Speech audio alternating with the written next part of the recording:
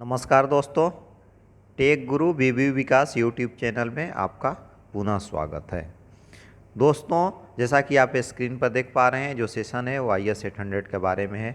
दोस्तों, सेशन शुरू करने से पहले हम आपको बता दें कि ये जो IS 800 के ऊपर ये 4th नंबर का सेशन है। इसके पहले 3 ऑलरेडी सेशन बन चुका है, वीडियो बन चुका है, जिसमें हम scope, material in process fabrication, shop assembly, shop erection, painting और मार्किंग, पेंटिंग और डिस्पैच के बारे में डिस्कस कर चुके हैं। चलिए दोस्तों, अब बात करते हैं, आगे बढ़ते हैं और हम साइट इरेक्शन, डिस्पैच के बाद अब मटेरियल साइट पे पहुंच गया, तो अब हम बात करते हैं साइट इरेक्शन के बारे में। दोस्तों, प्लांट एंड इक्विपमेंट, तो the suitability and capacity of all plant and equipment used for erection shall be satisfaction of the engineer। दोस्तों, क्या है कि जो भी प्लांट एंड इक्विपमेंट होता है वो हम इस साइट पे यूज करते हैं, वो साइट इंजीनियर के द्वारा सेटिस्फाई किया जाता है। स्टोरिंग एंड हैंडलिंग के बारे में बात करते हैं, तो all structural steel should be stored and handled at the site that the member are not subjected to excessive stress and damage by corrosion due to exposure of environment। दोस्तों, अगर storing and handling की बात करते हैं, तो जो भी storing and handling material जो भी फैब्रिकेशन होकर के शॉप से साइट में आता है, उसका स्टोरिंग और हैंडलिंग प्रॉपर तरीके से होना चाहिए ताकि मटेरियल डैमेज नहीं हो। या फिर अगर बात करते हैं कोरोजन के बारे में, या फिर कोई इन्वायरमेंटल कंडीशन के से एक्सपोजर से कोई डैमेज हो, तो उससे हमको बचाना है।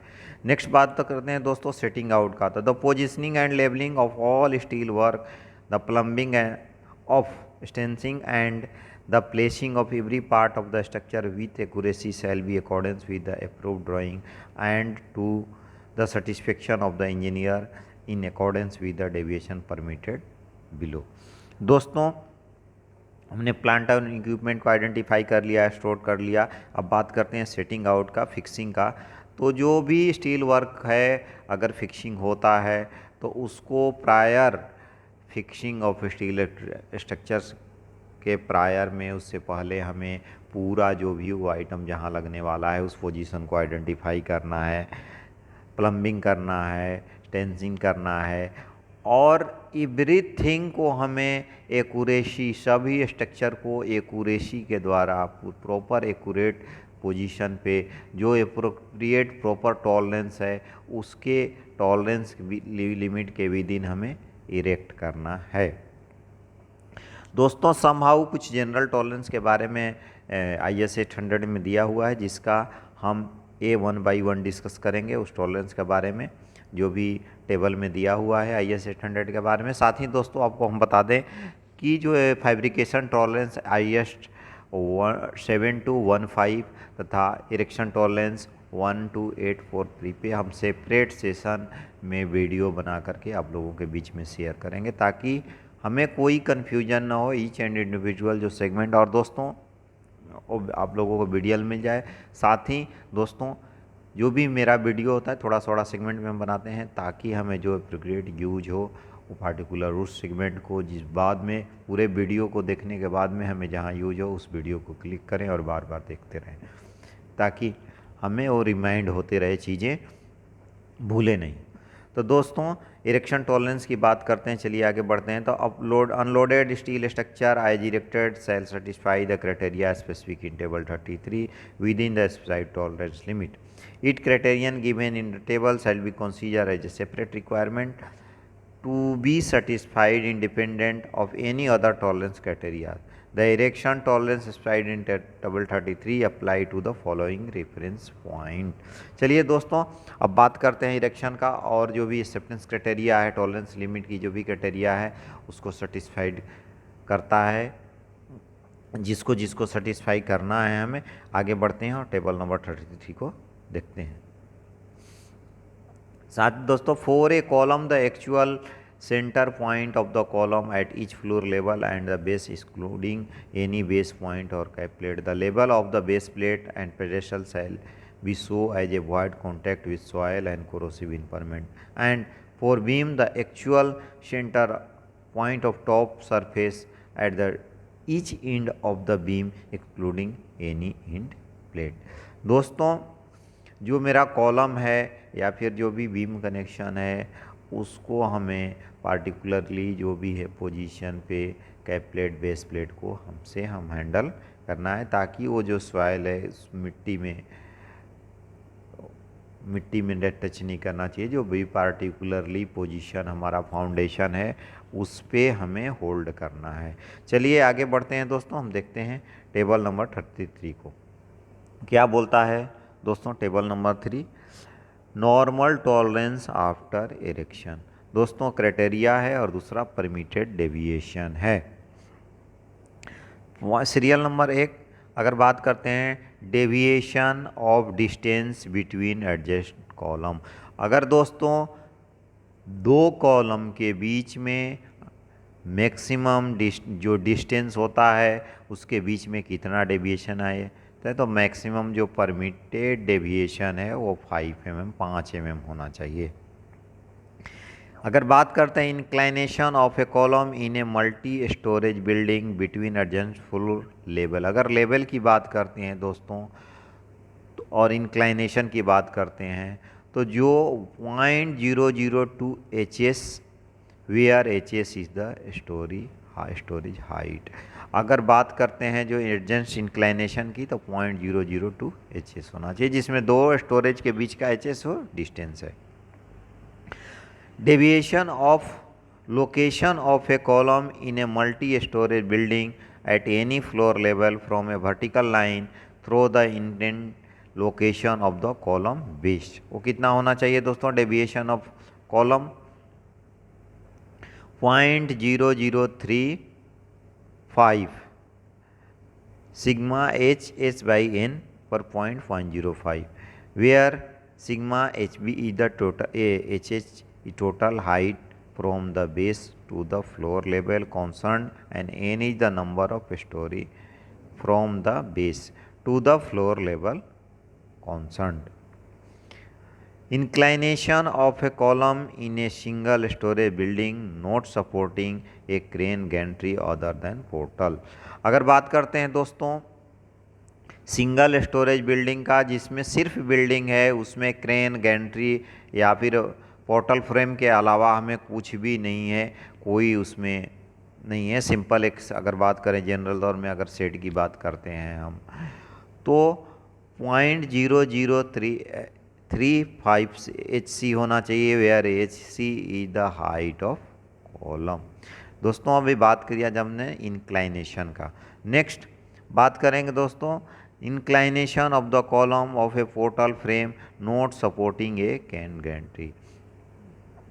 अगर इंक्लाइनेशन ऑफ कॉलम को बात करते हैं जो कि कॉलम ऑफ जो कि क्रेन और गैंट्री को सपोर्ट नहीं करता है तो उसका मीन होता है जो दोस्तों 0.002 HC, इंडिविजुअल जो होगा 0.00010 HC where HC the height of column होता है। चलिए दोस्तों हम आगे बढ़ते हैं और बात करते हैं the straightness tolerance specified in table 34 have been assumed in the deviation of the design stage for relevant type of member where the curvature exceeds this value the effect of additional curvature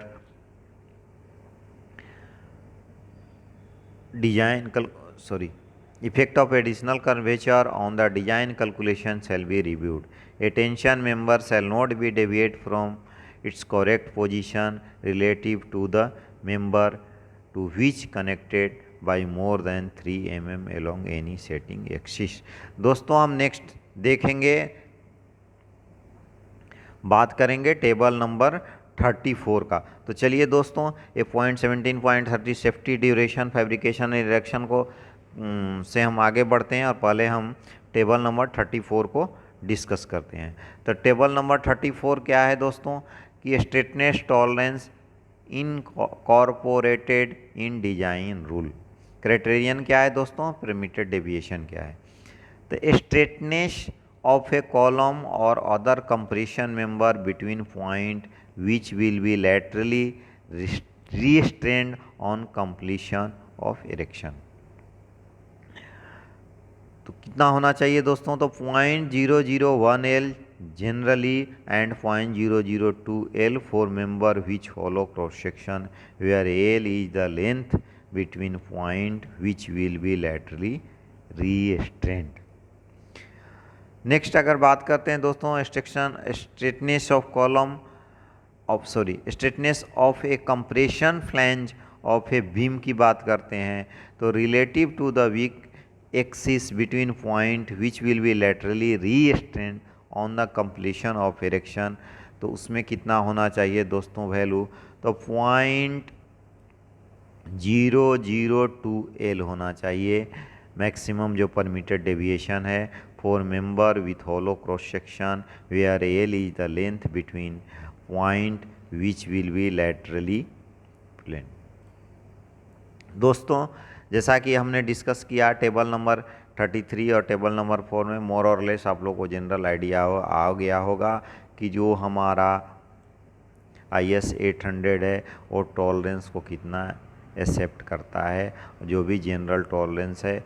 इसके अलावा दोस्तों क्या है कि इसके अलावा जो भी हमारा डी स्पेसिफिक रिक्वायरमेंट रहता है, स्पेसिफिक रिक्वायरमेंट वो हमें डिज़ाइन के द्वारा प्रोवाइड किया जाता है, हम उसको भी फॉलो करते हैं। चलिए दोस्तों नेक्स्ट हम बढ़ते हैं safety during fabrication and erection के बारे में बात करते हैं, क्योंकि दोस्तों फैब्रिकेशन एंड इरेक्शन की अगर बात करते हैं साथ साथ में सेफ्टी बहुत ज़रूरी है। सेफ्टी का हमें दे, विदाउट सेफ्टी हम कुछ भी नहीं कर सकते हैं, सेफ्टी का ख्याल रखना हमारा ज़रूरी है। तो बात करते हैं दोस्तों कि कौन सा कैसे हमें सेफ्टी को फॉलो करना पड़ेगा। तो all steel material including fabricated structure either at fabrication shop at or erection site shall be handled only by a worker skilled in such job where necessary with load tested lifting device having tested wire rope ceiling of correct size. The device should be well maintained and operated by experienced operator। दोस्तों अगर बात करते हैं material handling की, तो जो भी material handling हम साइट पे करेंगे वो प्रॉपर स्किल्ड वर्कर के द्वारा ही हैंडल किया जाना चाहिए। ये हमें बहुत ध्यान रखना है दोस्तों। जॉब काम के साथ साथ जो फैब्रिकेशन इरेक्शन जो भी मेरा पार्ली जॉब चल रहा है उसके साथ सेफ्टी बहुत इम्पोर्टेंट फैक्टर है।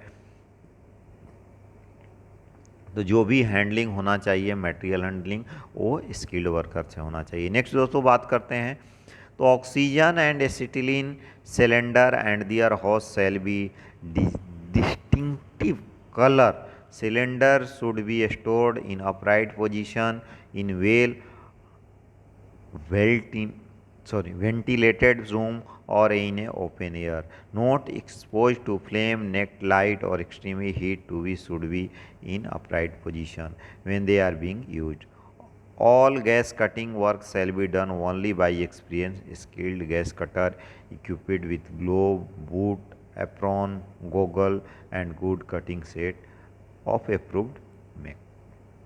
दोस्तों हमने मटेरियल हैंडलिंग की बात किया, तो सेकेंड में अगर हम बात करते हैं जो भी गैसेस है साइट पे उसको हैंडलिंग के बारे में अगर बात करते हैं, तो जो स्टोरेज होना चाहिए दोस्तों गैस का वो प्रॉपर वेंटिलेटेड प्लेस में होना चाहिए, क्योंकि बहुत सारा ऑक्सीजन एसिटिलीन या फिर अगर कार्बन डाइऑक्साइड के CO2 की बात करते हैं तो ये जो भी है कुछ गैस जो हार्मलेस गैसें हैं, अगर कवर्ड एरिया में हम अगर वेंटिलेटेड प्लेस नहीं है अगर उसमें स्टोर करते हैं तो हमें बहुत सारा मतलब कि अगर वर्कर जाता है उसमें जो गैस इस वेंटिलेशन से बाहर नहीं उसमें स्टोर गैस भी निकल करके इनकेस अगर रूम में पड़ा हुआ तो जो आदमी घुसा उसको डैमेज कर सकता है, उसके लिए प्रॉब्लम हो सकता है। चलिए दोस्तों आगे बढ़ते हैं। While doing any welding work, it should be ensured that the welding machine is earthed and the welding cable are free from damage. The welder and his assistant shall use a face shield or a head shield with a welding lens and clear cover glass and their hands. Leg and body shall be well protected by leather glove, shoe and apron. Consumable material should be kept away from the spark, sorry, combustible material should be kept away from the spark and the gobble of no molten metal generated in any arc welding. In case of welding in a confined place, it should be provided with an exhaust system to take care of the harmless gas, fume and dust generated. दोस्तों अगर welding work की बात करते हैं तो welding से पहले, शुरू करने से पहले जो हमारा वर्कर है, जो काम करने वाला है, उसको हम प्रॉपरली, वेल्डर है उसको प्रॉपर एप्रॉन पहना है कि नहीं, बूट है, ग्लव्स है, प्रोटेक्टिव जो उसका फेस शील्ड है, और जो फेस शील्ड के साथ जो उसका लेंस है, तो वो पार्टिकुलरली जो ग्लास है वो पार्टिकुलरली सही ढंग से है कि नहीं, वो यूज करने लायक, जो भी यूज कर रहा है वो पार्टिकुलरली कंडीशन में नहीं है कि नहीं है। अगर हमें मतलब कम्बसेबल मटेरियल है जो जल सकता है, तो वेल्डिंग से हमें, स्पार्क से हमें दूर रखना पड़ता है, क्योंकि वहाँ पे अगर वेल्डिंग से कुछ स्पार्क निकला तो आग लगने का चांस हो सकता है। अगर कुछ ऐसा कन्फाइंड प्लेस है जहाँ वेल्डिंग करना है, वहाँ वेल्डर को हम भेज रहे हैं, तो वहाँ पे हमें एग्जॉस्ट फैन की व्यवस्था, एग्जॉस्ट सिस्टम का व्यवस्था करना पड़ेगा, ताकि जो भी फ्यूम, हार्मलेस गैस और फ्यूम निकल रहा है वो वेल्डर को हार्म नहीं करे। In addition to precaution against all the hazard mention above, erection work shall be also protected in the following manner. जो भी हजार्ड सेफ्टी के बारे में हम लोग दोस्तों बात किया, उसके अलावा कुछ और प्रिकॉशन है जो कि हमें लेना है। All workers shall wear helmet and shall also provide with gloves and shoe. In addition, those working at height shall use safety belt. दोस्तों अगर बात करते हैं अपार्ट फ्रॉम जो भी स्किल्ड हमारा वर्कर है, मतलब जैसे हमने बात किया गैस कटर, वेल्डर के बारे में, इसके अलावा जो भी वेल्डर है, हमें इंश्योर करना है कि वो प्रॉपर शू, जो सेफ्टी शू, ग्लव्स यूज कर रहे हैं कि नहीं कर रहे हैं। साथ में जो भी अगर हाइट पे काम चल रहा है तो हमें देखना है कि प्रॉपरली सेफ्टी बेल्ट का, जो भी हाइट पे जो वर्कर है वो काम कर रहा है, प्रॉपर सेफ्टी बेल्ट पहना है कि नहीं है, हैंगिंग किया है कि नहीं किया है। आगे बढ़ते हैं दोस्तों। All structure shall be braced guyed during erection that there is no possibility to collapse before erection work is completed. दोस्तों अगर हम बात करते हैं जो भी इंडिविजुअल स्ट्रक्चर के बारे में, तो इंडिविजुअल इरेक्शन को जो भी हम खड़ा करते हैं उसको गाई रोप के द्वारा हम प्रॉपरली फिक्स करके, मतलब टाइटन करके रखते हैं उसके पोजीशन, जब तक कि वो मेंबर, इंडिविजुअल जो अगल बगल का मेंबर है, उससे प्रॉपरली ब्रेस्ट नहीं हो जाए, प्रॉपरली कनेक्ट नहीं हो जाए। अदरवाइज अगर हम उसे छोड़ देंगे इंडिपेंडेंटली तो कोलैप्स होने का चांस रहता है। नेक्स्ट दोस्तों, warning sign such as danger, caution 440 volt, do not smoke, look ahead, ETC should be displayed at appropriate place. दोस्तों अगर warning sign, danger, caution 440 volt, do not smoke, look ahead की बात करते हैं तो ये डिस्प्ले होना चाहिए हर जगह पे। चलिए दोस्तों आगे बढ़ते हैं। For detail safety precaution during erection reference shall be made IS 7205। दोस्तों अगर सेफ्टी की प्रॉपर डिटेल हमें चाहिए तो IS 7205 में पूरा डिटेल दिया हुआ है। चलिए दोस्तों आगे बात करते हैं हम फील्ड कनेक्शन के बारे में। अगर फील्ड कनेक्शन को शुरू करते हैं तो फील्ड रिवेटिंग कैसे होता है, रिवेटिंग के बारे में हम बात करेंगे। तो rivet driven at the side shall be heated and driven with the same care in driven in the shop floor। जो भी रिवेट जो को फिक्सिंग जो इन प्रोसेस है उसी को फॉलो करते हैं, सेम एज फॉलो करते हैं जैसा कि हमने शॉप फ्लोर पे फॉलो किया है। अगर फील्ड बोल्टिंग के बारे में बात करते हैं दोस्तों, तो field bolt shall be carried out with the same care as required for shop bolting. Field bolting भी वैसे ही होगा जैसे कि शॉप बोल्ट में हमने केयर किया है। नेक्स्ट दोस्तों बढ़ते हैं, अगर बात करते हैं वेल्डिंग के बारे में। Field welding The field assembly and welding shall be executed in accordance with the requirement for soap fabrication, excepting such as manifestly apply to soap condition only. Where the steel has been delivered painted, the paint shall be removed for a distance at least 50 mm on the either side of the joint. अगर दोस्तों welding की बात करते हैं तो जो total overall procedure जो system जो हमने फॉलो किया है फैब्रिकेशन शॉप में, जैसा ऑलरेडी हमने लास्ट वीडियो में दो वीडियो जो हमने बनाया है फैब्रिकेशन प्रोसेस का, उसमें ऑलरेडी डिस्कस कर चुके हैं। या फिर साथ साथ और जाइए basic of fabrication and erection of steel structure का हमने 7 टोटल 7 सेगमेंट में छोटा छोटा पार्ट में वीडियो बनाया है, उसमें भी हमने डिस्कस किया है दोस्तों वेल्डिंग के बारे में। और साथ दोस्तों आपको हम बता दें कि जो वेल्डिंग है, वेल्डिंग के बारे में हम सेपरेट सेशन डिस्कस करेंगे। एक्सेप्टेंस क्राइटेरिया, WPS, PQR के बारे में हम डिस्कस करेंगे। तो दोस्तों बता दें आपको कि जो भी वेल्डिंग का जो भी टर्म एंड कंडीशन है, जो भी प्रोसेस है, जैसा हम शॉप फ्लोर पे ओबे किए हैं, सेम हमें इरेक्शन साइड में वो भी करना है। बट वन थिंग, अगर वेल्डिंग की बात करते हैं, जो टू जॉइंट का वेल्डिंग का बात करते हैं, जिस पोजीशन पे हमें वेल्डिंग होना है, जिस कॉर्नर को या फिर फेस को बट वेल्ड करना है या फिलेट वेल्ड करना है, उस पोजीशन से, वेल्डिंग पोजीशन से हमें अगर वो पूरा वेल्डेड पेंट करके मटेरियल आया है तो उस पोजीशन से एटलीस्ट 50-50 mm जॉइंट के साइड से हम वेल्डिंग को हटा देंगे, उसके बाद ही वेल्डिंग करेंगे। चलिए दोस्तों हम नेक्स्ट बात करते हैं पेंटिंग आफ्टर इरेक्शन का। तो before painting of such steel which is delivered unpainted in commenced, all the surface to be painted shall be dry and thoroughly cleaned from all those scale and rust as required by the surface protection specification। दोस्तों जो भी unpainted surface है जो supply किया हुआ है वो trolley clean किया जाएगा, उसको साफ़ किया जाए, मील स्केल, लो भी लूज स्केल, लास्ट गेज जो भी रिक्वायर्ड है उसको प्रॉपरली क्लीन किया जाएगा।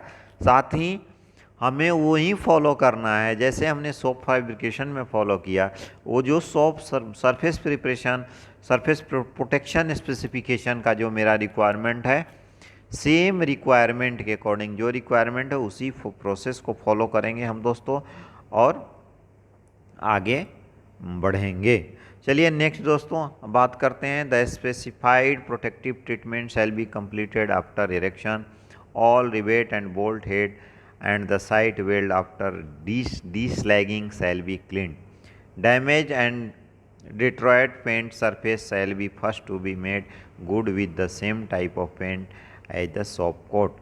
Where specified surface will be in contact after site assembly shall receive a coat of paint in addition to any soap priming and shall be brought together while the paint in still wet. No painting shall be no painting shall be used on contact surface in a friction connection। जैसा कि दोस्तों जो हमने जो भी process follow किया है, जो भी मेरा रिक्वायरमेंट है, शॉप का रिक्वायरमेंट है, उसी को हमें फॉलो करना है और आगे पेंटिंग के लिए हमें बढ़ना है।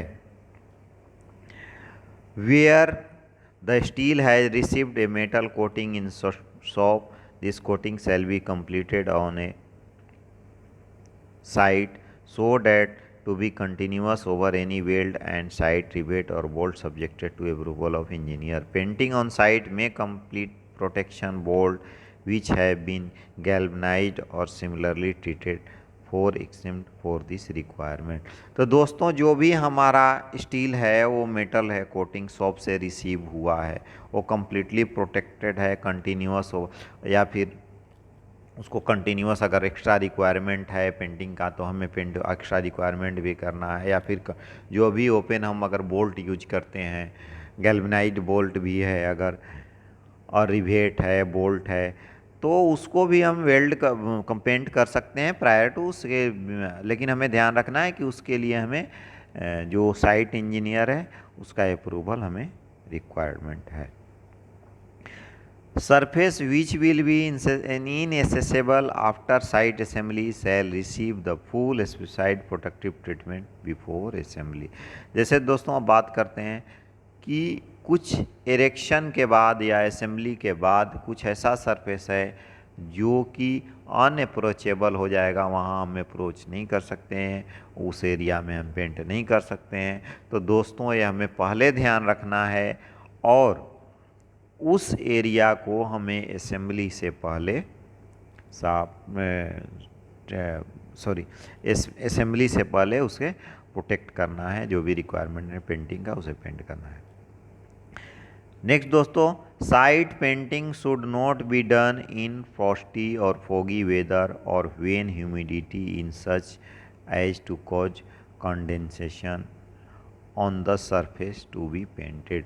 दोस्तों जो पेंटिंग का कंडीशन है वो पार्टिकुलरली जो भी स्पेसिफाइड रिक्वायरमेंट है पेंटिंग क्राइटेरिया का जो डाटा शीट दिया हुआ है उसी के अकॉर्डिंग हमें फॉलो कर करके ही करना है। अब फॉगी रेन सीजन या ज़्यादा एक्सेस ह्यूमिडिटी है, जैसे जनरली हम लोग जो पेंटिंग का रिक्वायरमेंट रहता है ये रिक्वायरमेंट होता है कि मैक्सिमम 85% ह्यूमिडिटी होना चाहिए, तो उसे हम फॉलो करते हैं कि 85% से ज़्यादा ह्यूमिडिटी नहीं होना। इनकेस अगर ह्यूमिडिटी 85% जाता है तो दोस्तों हम पेंट को अलाउ नहीं करते हैं। दोस्तों इस सेशन को हम यहीं अंत करते हैं और नेक्स्ट में हमने जैसा आपको बताया था कि कनेक्शन के बारे में हम डिस्कस करेंगे। होप दोस्तों जो भी IS 800 का जो सेशन 1 to 4 है हमने fabrication erection scope material fabrication erection के बारे में डिस्कस किया। मुझे विश्वास है कि आप लोगों को जनरल आइडिया आ गया होगा।